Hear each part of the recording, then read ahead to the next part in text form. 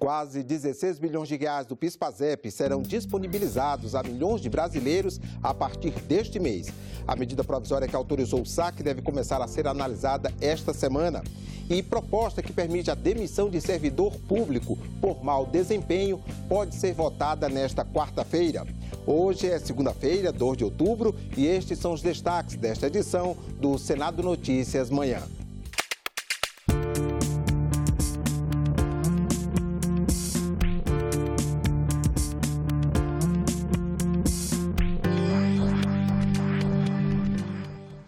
Olá, bom dia. Proibir a venda de automóveis, ônibus e caminhões movidos a gasolina ou diesel a partir de 2030. E em 2040 só vão poder andar nas ruas brasileiras veículos elétricos ou abastecidos por biocombustíveis como álcool. A proposta defendida pelo senador Ciro Nogueira pode virar lei e está em exame pelos senadores na Comissão de Constituição e Justiça. O projeto do senador Ciro Nogueira altera o Código Brasileiro de Trânsito, em vigor desde 97, para instituir a Política Nacional de Substituição dos Automóveis movidos a combustível fóssil. Isso é uma tendência mundial, as pessoas estão acompanhando a indústria, procurando outras alternativas. Nós temos aqui como uma indústria que é importantíssima, que é a indústria do etanol, que vai estar preservada. E eu espero que a gente possa, no prazo de 12 anos, se adequar para encerrar esse ciclo dos carros movidos a diesel e a gasolina no nosso país. Se aprovado, a partir de 2030 fica proibida a comercialização de automóveis com motores a combustão, exceto aqueles movidos por biocombustíveis. A partir de 2040, automóveis movidos a gasolina ou diesel não poderão mais circular no país. Veículos de colecionadores ficam fora da proibição e os carros de visitantes estrangeiros ficam isentos por até 180 dias. Uma medida radical que proíba a utilização de motores a combustão não nos parece uma coisa ligada à realidade mundial, não falo só em Brasil, a realidade mundial conforme a gente tem visto nos países mais desenvolvidos. Alguns países já aprovaram leis como essa, algumas montadoras até estão se antecipando, como é o caso da Volvo, que a partir de 2019 não vai mais produzir esse tipo de veículo. 1/6 das emissões de gás carbônico do mundo provém do setor de transportes. E nesse setor, 95% da energia é proveniente de combustíveis fósseis. No contexto das mudanças climáticas, a redução da emissão desses gases é obrigatória. Por isso, a adoção de políticas que estimulem o uso de veículos movidos a eletricidade, como é o caso desse modelo aqui atrás, surgem como um caminho natural. Conversamos com o arquiteto Rogério Makiewicz, que há cerca de um ano investiu R$160 mil em um carro elétrico. Por que um carro desse é tão caro no Brasil? É um carro elétrico, hoje em dia ele paga mais imposto que um carro a gasolina. Por exemplo, o IPI é pago pelo tamanho da cilindrada do carro. Quanto maior a cilindrada, mais se paga. Um carro elétrico não tem cilindrada. Então ele é encaixado como outros. Outros é o mais caro que pode acontecer. Então esse carro chega pagando 25% de IPI, contra 7,5% de um carro flex, por exemplo. O carro elétrico, mundialmente, ele ainda é um produto que naturalmente está sendo desenvolvido no mundo inteiro, mas ainda ele tem algumas dificuldades no ponto de vista de autonomia, no ponto de vista de preço. Se aumentar a escala da produção, eu tenho dúvida que não vai ter diferença de preço de carro a combustível a carro a energia. A gente vê como um primeiro passo, que é muito importante, é o aumento dos veículos híbridos, né? Isso é o que já está de uma forma mais difundida no mundo. A gente precisa de imediato abaixar o preço do carro e criar infraestrutura de recarga no país. Ninguém está aqui querendo criar problemas, mas é uma tendência mundial. Todos os países já estão discutindo e essa discussão não pode ficar fora do nosso país. Um ano, praticamente que eu tenho um carro, eu deixei de emitir praticamente 2 toneladas de CO2 na atmosfera. E a Comissão de Constituição e Justiça pode votar na quarta-feira a proposta que permite a demissão de servidores públicos por mau desempenho. Vamos conversar sobre a agenda das comissões com o repórter da Rádio Senado, Roberto Fragoso. Bom dia, Roberto. Bom dia, André Ricardo, e um bom dia a todos. Pois é, André, essa proposta ela praticamente acaba com a estabilidade no serviço público, prevendo a possibilidade de perda do cargo por mau desempenho do servidor. A proposta prevê uma avaliação semestral. Antes de começar esse período, as chefias devem divulgar quais serão as atividades avaliadas e quais serão os critérios de avaliação, que devem sempre incluir 2 critérios fixos, a qualidade no serviço e a produtividade, e 5 variáveis que podem incluir, por exemplo, relacionamento interpessoal, iniciativa e responsabilidade. Serão dados 4 conceitos equivalentes a notas gerais: superação para a média acima de 8, atendimento para nota entre 5 e 8, atendimento parcial entre 3 e 5 e não atendimento quando a nota for abaixo de 3. E quando é que o servidor perde o cargo? Quando ele tiver essa nota de não atendimento, ou seja, abaixo de 3, 2 vezes seguidas, ou quando ele tiver uma média em 5 anos, ou seja, em 10 avaliações que não atinja o atendimento parcial. Se o mau desempenho estiver relacionado a problemas psicológicos ou de saúde e ainda assim o servidor não colaborar com as atividades propostas para melhorar o seu desempenho, ainda assim ele poderá ser exonerado. O relator, o senador Lazier Martins, do PSD do Rio Grande do Sul, sugeriu uma audiência pública sobre esse assunto e as opiniões ficaram bem divididas.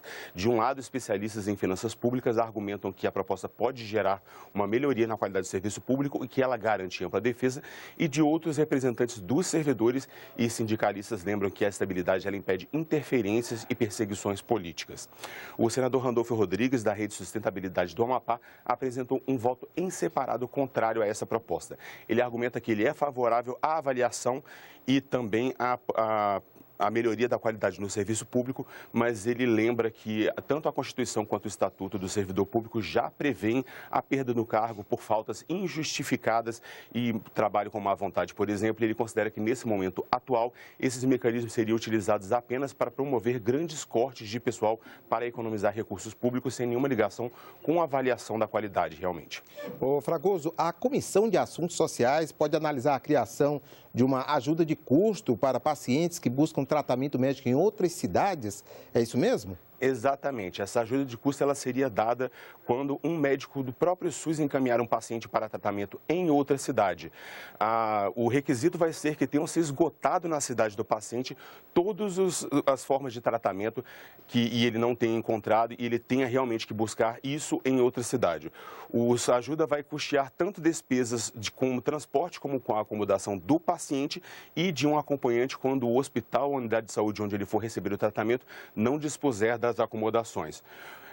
Se a proposta for aprovada pela comissão, ela pode seguir diretamente para a Câmara dos Deputados. Caso a ajuda de custo não saia ainda a tempo da pessoa conseguir fazer o tratamento e ela tenha que gastar do próprio bolso, ela poderá ainda pedir ao Sistema Único de Saúde a restituição dos valores gastos. Muito bem, Roberto Fragoso, obrigado pela sua participação. Um bom dia, um bom trabalho para vocês aí da Rádio Senado.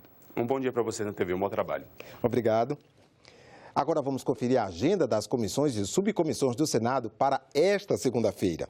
Daqui a pouco, às 9 horas, a Comissão de Direitos Humanos faz audiência pública para discutir a atuação dos planos de saúde e mudanças na legislação. Foram convidados para debater com os senadores representantes de entidades de aposentados, de defesa do consumidor, do Conselho Federal de Medicina, do Ministério da Saúde e da Agência Nacional de Saúde Suplementar, entre outras.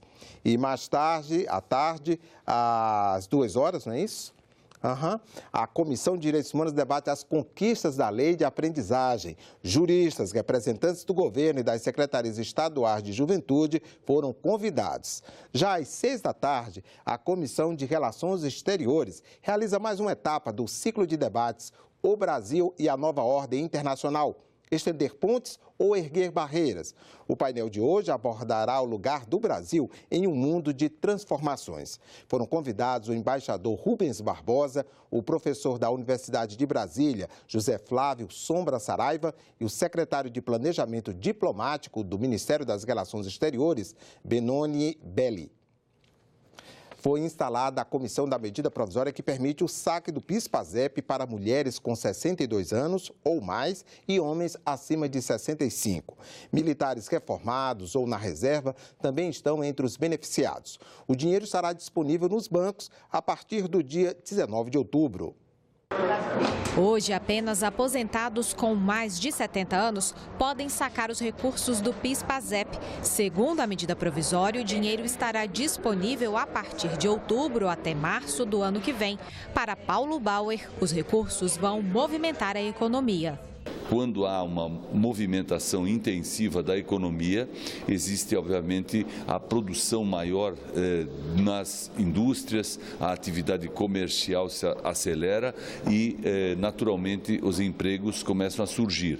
E, como resultado de tudo isso, a própria arrecadação pública também aumenta, o que permite ao governo realizar investimentos. Para o senador Jorge Viana, a liberação do PIS/PASEP é mais uma medida populista que não vai ajudar a economia, porque o dinheiro, segundo ele, será usado pelos trabalhadores para pagar contas. Claro que liberar FGTS e liberar PIS/PASEP é importante, mas o governo, no fundo, está secando tudo que é cofre que ele encontra para tentar sobreviver.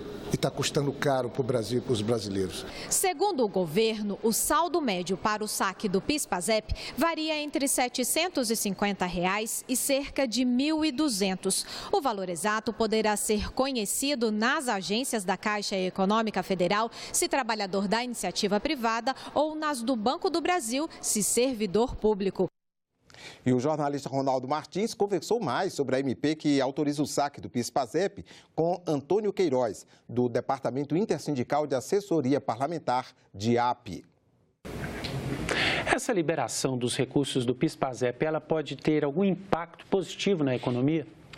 Com certeza. O volume de recurso que a equipe econômica identificou disponível para liberação via essa MP é da ordem de 15,9 bilhões de reais. É um montante muito significativo que vai certamente ajudar no sentido de aquecer a economia, já que a previsão é que isso seja liberado entre outubro de 2017 e março de 2018. Então, assim como foi o FGTS importante, a liberação do FGTS importante para a retomada do consumo na economia, esse recurso do PIS/PASEP também será muito significativo desse ponto de vista.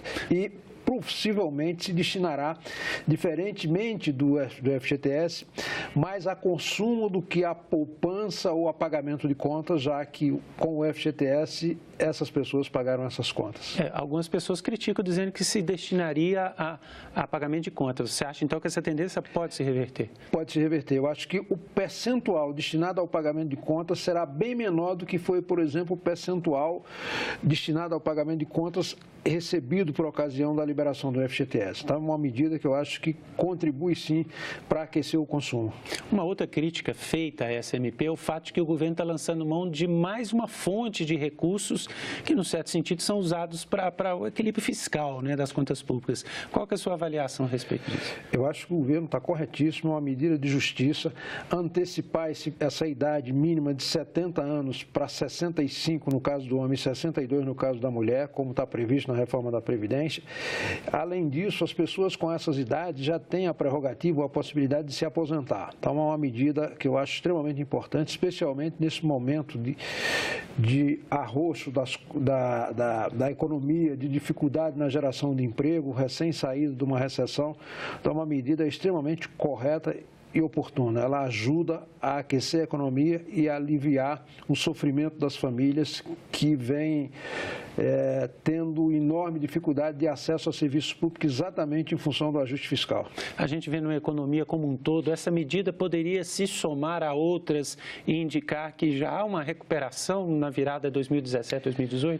Sim, eu acho que essa medida ela vem no sentido de garantir que esse pequeno crescimento que teve não haja arrefecimento e tenha continuidade de tal modo que a economia tome esse impulso para que 2018, 2019 volte a crescer em bases sustentáveis. Ficamos por aqui. Você pode rever as reportagens desta edição na nossa página na internet, senado.leg.br/tv. Obrigado pela companhia e continue sintonizado aqui na TV Senado.